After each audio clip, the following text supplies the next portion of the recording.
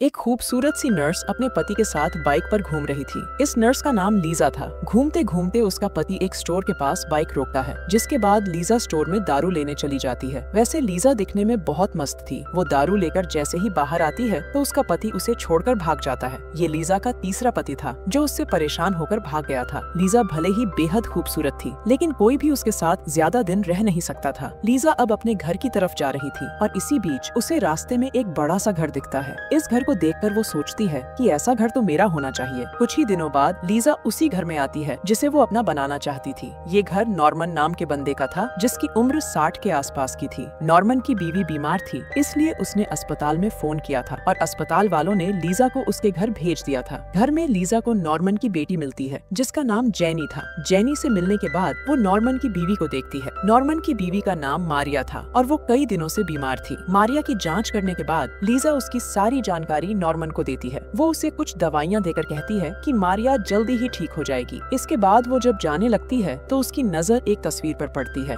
Norman उसे बताता है कि मेरी 2 बेटियां हैं, एक तो जेनी है जबकि दूसरी सारा है और उसकी शादी हो चुकी है। नॉर्मन के परिवार के बारे में जानकर वो वहाँ से चली जाती है। वैसे नॉर्मन काफी पैसे वाला था और उसके पास जमीन जायदाद भी काफी थी। कुछ दिनों बाद 2 लड़के एक कैफे के बाहर गाड़ी रोकते हैं। सुनहरी बालों वाले का नाम जॉन जबकि काले बालों वाले का नाम मैसी था। ये दोनों उसी कैफे में आ गए थे। यहाँ नॉर्मन की छोटी बेटी जेनी पार्ट टाइम नौकरी करती थी। जॉन और जेनी एक दूसरे को जानते थे क्योंकि दोनों एक ही स्कूल में पढ़ते थे। दोनों लड़के आर्डर देकर विंस नाम के बंदे के पास बैठ जाते हैं। ये तीनों इसी कस्बे में रहते थे, इसलिए एक दूसरे को जानते थे। जल्दी ही नॉर्मन और लीजा भी कैफे में आ जाते हैं। दोनों पहले जेनी से मिलते हैं और फिर नॉर्मन अपने दोस्तों से लीजा को मिलवाता है। नॉर्मन लीजा को बताता है कि जॉन और मैसी मेरे घोड़ों की देखभाल करते हैं। विंस मेरा करीबी दोस्त है और मेरा पड़ोसी भी। ऐसी ही बातें करते करते लीजा सभी के साथ बैठ जाती है। जल्दी ही सभी का ऑर्डर तैयार हो जाता है और लीजा उसे लेने चली जाती है। इसी बीच मैसी लीजा के बदन की तारीफ करने लगता है, लेकिन नॉर्मन उसे डांट देता है। जल्दी ही लीजा ऑर्डर ले आई, जिसके बाद सभी उसे खाने लग जाते हैं। अगले दिन लीजा नॉर्मन के घर में थी और वो मारिया को दवा दे रही थी। जेनी उसके पास आकर मारिया का हाल पूछती है और लीजा उसे बताकर चली जाती है। लीजा के जाते ही मारिया जेनी से कहती है कि लीजा को पूरी उम्मीद है कि मैं जल्दी ही ठीक हो जाऊंगी। मारिया से बातें करने के बाद जेनी जब नीचे आती है तो नॉर्मन को लीजा के साथ देखती है। दोनों लवर्स की तरह बातें कर रहे थे और ये देखकर जेनी हैरान हो गई थी। जेनी उनके पास आकर उनसे रसोई में बैठने का कारण पूछती है। लीजा झूठ बोलती है कि नॉर्मन यहाँ उदास बैठा था, इसलिए मैं उससे बातें करने लगी। उसकी बात सुनकर जेनी कुछ नहीं बोलती और लीजा वहाँ से चली जाती है। थोड़ी ही देर बाद जेनी की बड़ी बहन सारा भी आ जाती है। वो यहाँ मारिया का पता जानने आई थी। अगले दिन नॉर्मन जेनी के साथ घुड़सवारी कर रहा था। इसी बीच सारा उनके पास आकर उन्हें मारिया की मौत के बारे में बताती है। अगली सुबह पूरा परिवार चर्च में था। नॉर्मन काफी धार्मिक बंदा था, इसलिए वो धार्मिक रीति रिवाजों से ही मारिया का फ्यूनरल करता है। रात को नॉर्मन अपने घर में था और इसी बीच लीजा उसके पास आती है। वो लीजा से यहाँ आने का कारण पूछता है और लीजा उससे कहती है कि मैं तुम्हारा हालचाल पूछने आई हूँ। इसके बाद बैठकर दोनों बातें करने लगे और बातें करते करते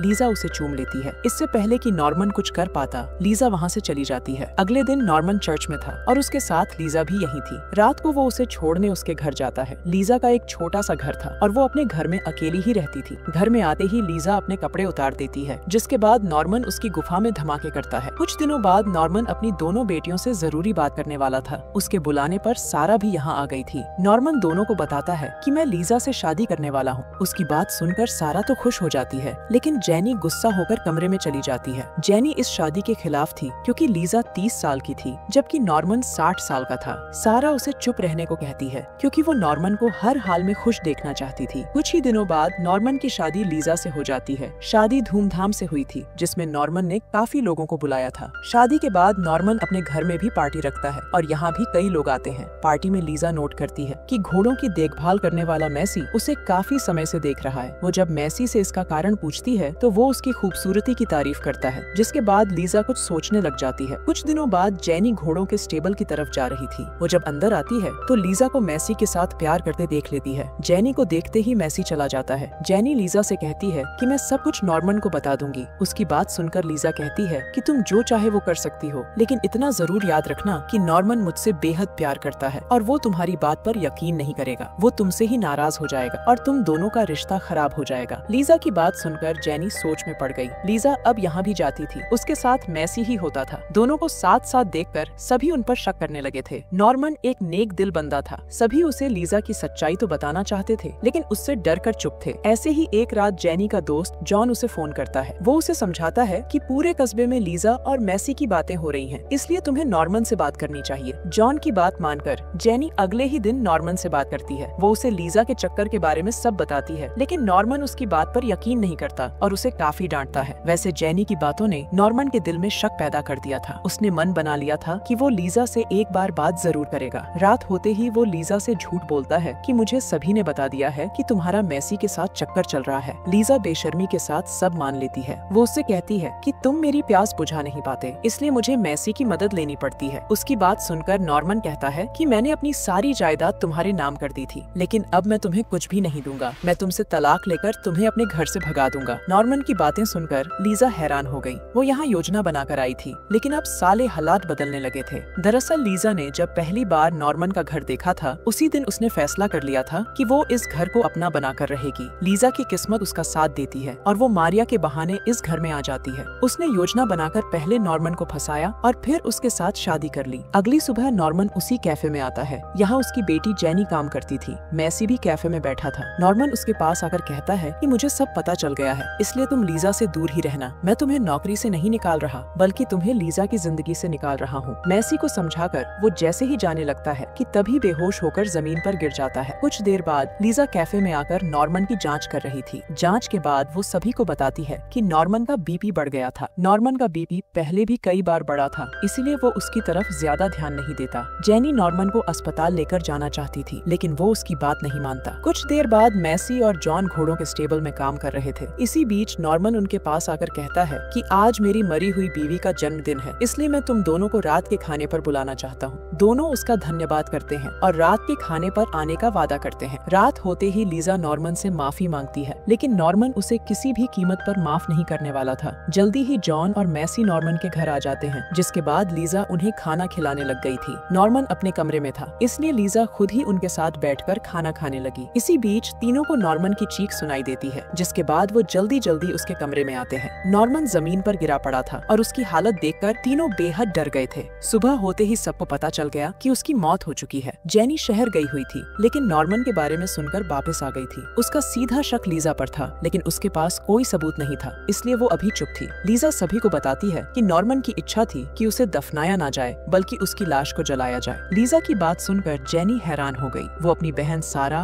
और नॉर्मन के दोस्त विंस को समझाती है कि नॉर्मन बेहद धार्मिक था और वो कभी नहीं चाहेगा कि उसकी लाश को जलाया जाए। विंस उससे पूछता है कि लीजा झूठ क्यों बोलेगी। जेनी उन्हें समझाती है कि लीजा नहीं चाहती कि नॉर्मन का कभी पोस्टमार्टम हो, इसलिए वो उसकी लाश जलाना चाहती है। वो सारे सबूत खत्म करना चाहती है। जेनी की कई कोशिशों के बाद भी दोनों उसकी बात नहीं मानते। जेनी अपने दोस्त जॉन के पास भी जाती है। वो जेनी की बात मान जाता है और उसे पुलिस के पास जाने को कहता है। अगली सुबह जब लीजा नॉर्मन की लाश लेकर जाने वाली थी, तभी पुलिस आकर उसे रोक लेती है। पुलिस को यहाँ जेनी लेकर आई थी क्योंकि वो नॉर्मन का पोस्टमार्टम करवाना चाहती थी। लीजा उसे समझाने की कोशिश करती है कि तुम गलत कर रही हो, लेकिन जेनी उसे थप्पड़ मारकर चुप करवा देती है। इसके बाद दोनों बहनें रसोई की तलाशी लेती है और उन्हें रसोई में कई दवाइयाँ मिलती हैं। कुछ दिनों बाद जेनी लीजा के पास आकर कहती है कि पुलिस को पोस्टमार्टम की रिपोर्ट मिल गई है। रिपोर्ट से पता चलता है कि मेरे पिता की मौत दवाइयों की ओवरडोज की वजह से हुई है। मुझे यकीन है कि मेरे पिता को तुमने ही मारा है ताकि तुम उसकी जायदाद की मालकिन बन सको। इसी बीच पुलिस उनके पास आकर लीजा को पकड़ लेती है। वैसे आज तक पुलिस ये प्रूफ नहीं कर पाई कि लीजा ने नॉर्मन को मारा है। लीजा को जमानत मिल गई थी और बाहर आकर वो अमीरों वाली जिंदगी जीने लगी थी। जेनी शादी कर दूसरे शहर चली गई थी। वो आज भी लीजा के साथ कानूनी लड़ाई लड़ रही थी ताकि लीजा को जेल हो सके और नॉर्मन को न्याय मिल सके। इसी के साथ इस कहानी का यही अंत हो जाता है।